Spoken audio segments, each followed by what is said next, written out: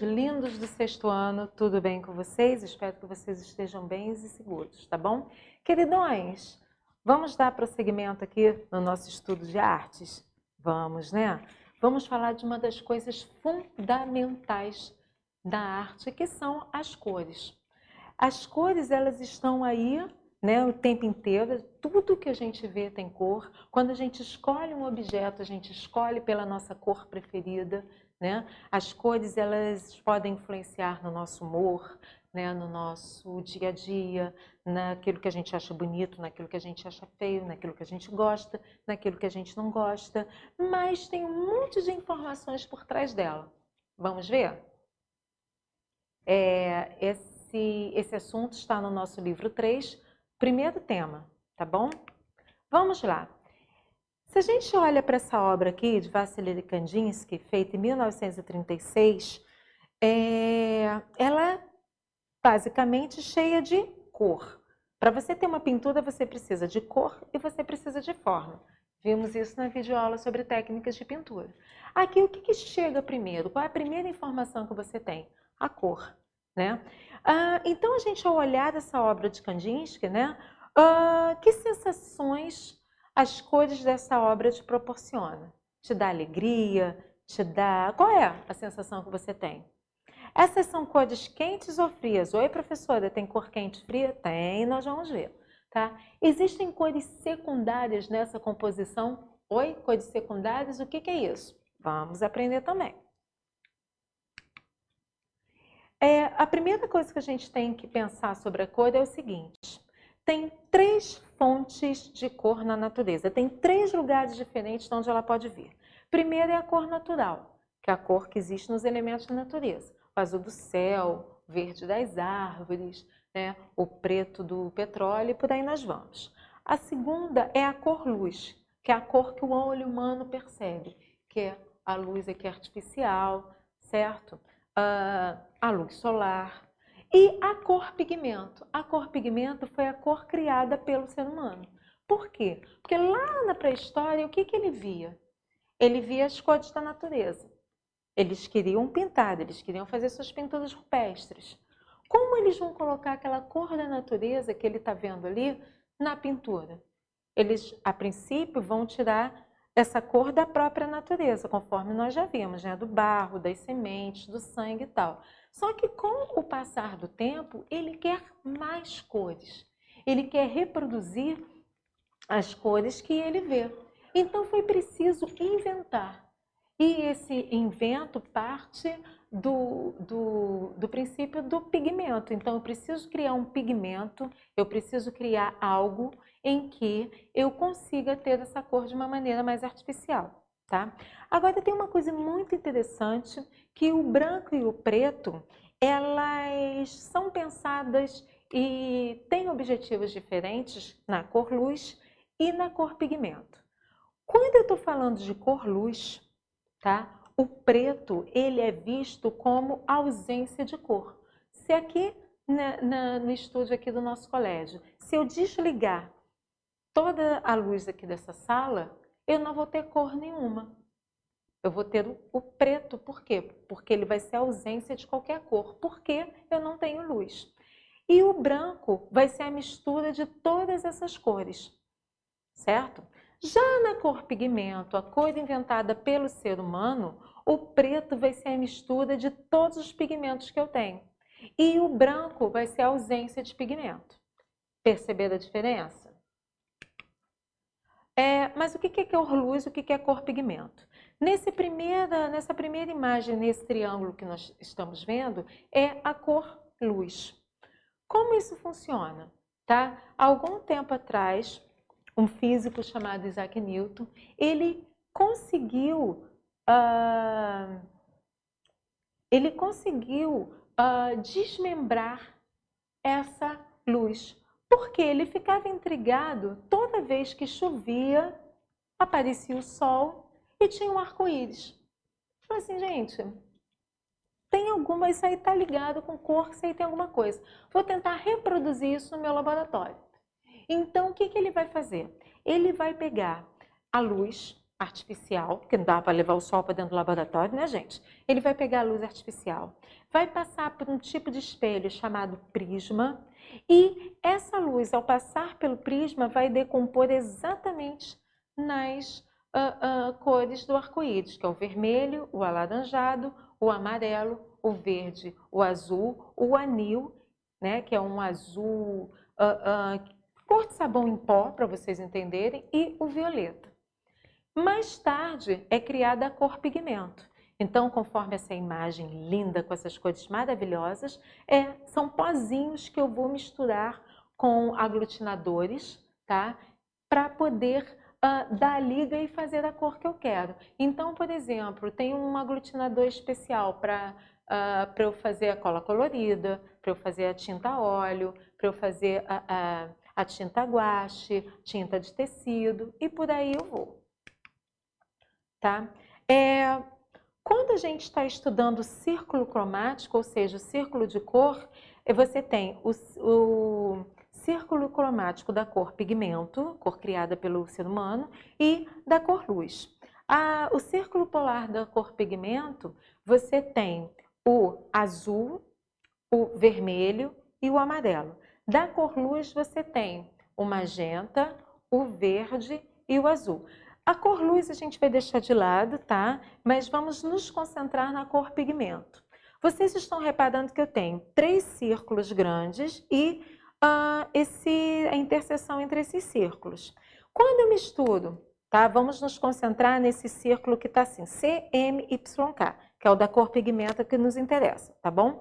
Então, quando eu tenho, por exemplo, a mistura do azul com o magenta, né, esse vermelho, eu vou ter o roxo. Quando eu misturo esse azul com o amarelo, eu vou ter o verde. Quando eu misturo esse amarelo com esse magenta barra vermelho, eu vou ter o laranja. Então, essas 3 primeiras cores, tá, o azul barra ciano, o vermelho barra magenta e o amarelo, eu vou chamar de cores primárias, porque são as cores primeiras. São as cores que eu não tenho como misturar para fazer o azul, para fazer o vermelho ou magenta e nem para fazer o amarelo, tá certo? Já a mistura dessas 2 cores, eu vou ter o quê? As cores secundárias, as segundas cores, tá? Então, aqui vamos ver nesse esqueminha aqui que eu peguei para vocês. Quais são as cores primárias? Vermelho, tá? Que vocês também vão achar como magenta. Azul, que também vocês podem achar como ciano, e amarelo. Só uma coisa interessante, quando a gente está falando de cores primárias, o magenta e o azul não é esse vermelho nem esse azul que você está vendo, tá, pessoal? São essas cores aqui, tá? Mas vamos trabalhar com vermelho e azul para facilitar a nossa vida, tudo bem? Cores secundárias, amarelo, vermelho, cores primárias, né? O vermelho, o azul e o amarelo. Quando eu misturo 2 cores primárias, eu vou ter uma secundária. Então, se eu misturo o vermelho mais o amarelo, eu vou ter o laranja. Se eu misturo o azul mais o vermelho, eu vou ter o violeta barra roxo. Se eu misturo o amarelo e o azul, eu vou ter o verde. Newton, ele cria, né, esse disco cromático, que também é conhecido como disco de Newton, para poder fazer a gente entender como funciona essa passagem de cores. Então, se eu fizer um T invertido, um T de cabeça para baixo, nesse círculo, eu vou ter as 3 cores primárias na ponta desse T, que é o amarelo. Vamos lá, nossa tortura aqui. Isso, o amarelo. Eu vou ter o azul. Ai, gente. E eu vou ter o vermelho, tá? Misturando, né, dependendo da quantidade de amarelo ou da quantidade de vermelho que eu coloco, eu vou ter as cores secundárias. Se eu misturar exatamente a mesma quantidade de amarelo e de vermelho, eu vou ter uma secundária. Mas eu posso querer botar mais amarelo ou mais vermelho na minha mistura. E aí eu vou ter as cores terciárias, que estão do ladinho das secundárias. Vamos lá, o amarelo e o azul. Se eu misturar a mesma quantidade, eu vou ter a secundária, que é o verde. Mas, se eu botar mais amarelo ou mais azul nessa mistura, eu vou ter as terciárias. Vamos lá, misturar o vermelho mais o azul. Eu vou ter a secundária, que é o violeta barra roxo. Mas, se eu misturar mais azul ou mais vermelho nessa minha composição, eu vou ter as terciárias, que são variações dessa cor secundária que eu consegui. Aí a gente pode pensar que as cores elas são quase infinitas, né? Porque olha quantas misturinhas eu posso fazer, quantas quantidades de cada uma eu posso colocar para poder criar uma cor, tá? Essa foi a primeira classificação que nós vimos, cores primárias, secundárias e terciárias. A outra classificação pode ser cor quente e cor fria. Essas cores vão nos dar sensação de algo caloroso, de algo vibrante, que a gente vai chamar de quente, ou de algo mais tranquilo, mais sereno, que nós vamos chamar de frio. Aqui eu peguei duas pinturas de dois artistas muito bacanas, que têm obras muito interessantes, que é o Roy Lichtenstein e o Claude Monet. Nessa imagem do Roy Lichtenstein, nós podemos ver a predominância de cores quentes aqui, né? O amarelo, o vermelho, esse rosa que é uma variação do vermelho. E vocês observam que ele colocou um azul e um branco aqui para dar uma quebrada nessa quentura, vamos dizer assim. E no Monet, a gente observa uma predominância das cores frias. Os azuis e os verdes, você observa que tem um amarelinho ali para dar luz, os brancos também para dar uma quebrada nessa frieza. Temos também outra classificação que nós chamamos de tons terrosos. Por quê? São tons que lembram a terra, tons originários da cor marrom. Como nesse quadro do nosso queridíssimo e maravilhoso artista paulista chamado Cândido Portinari. O nome dessa obra é O Café. Nessa obra nós podemos perceber várias tonalidades do marrom. Você tem marrom claro, você tem marrom cor de terra, você tem o ocre, você tem esse branco sujo, né? Vamos chamar de branco sujo de marrom, que agora o nome bonito dele é off-white. Você tem o verde, né? Esses marrons indo para o verde, e daí você tem várias outras tonalidades também, mas tudo remetendo a essa cor terra. Exemplos de tons terrosos e cores neutras, né? As cores elas não vão ficar limitadas à pintura apenas, né? As obras de arte. Você vai usar cor na sua roupa, você vai usar a cor na decoração da sua casa, você vai usar cor na maquiagem, você vai usar cor em tudo aquilo que está ao seu redor. Então aqui eu peguei duas paletas de cores, tá? Sem ser de pintura, mas de uma paleta de cor dos tons terrosos, né? Usados na decoração de casa e na maquiagem, e o outro usado na maquiagem, que são as cores neutras. Né? As cores neutras são preto e branco e a mistura das duas, que é o cinza.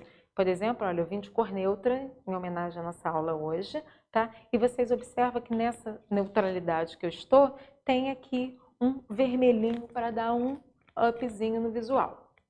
Bom, nosso trabalho valendo 6 pontos vai ser o seguinte: você vai escolher o mesmo desenho, o que você quiser. Posso desenhar uma flor, posso desenhar um animal, uma pessoa e tal. Só não faz coração porque é simples demais, tá, gente? Coração não está valendo.